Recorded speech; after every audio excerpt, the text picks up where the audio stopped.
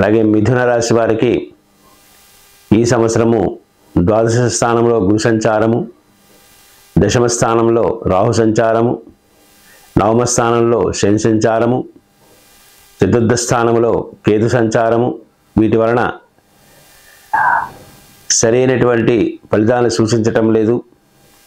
అలాగే మిథున రాశి వారు ఏ వ్యాపారం చేసినా కుటుంబ మూలకంగా కానీ వ్యాపార మూలకంగా కానీ ఇబ్బందులు పడుట, మనోవ్యాధులకు గురి అవుట, అలాగే పితృవంశ సూతకము కానీ మాతృవంశ సూతకము కానీ కూడా వచ్చును.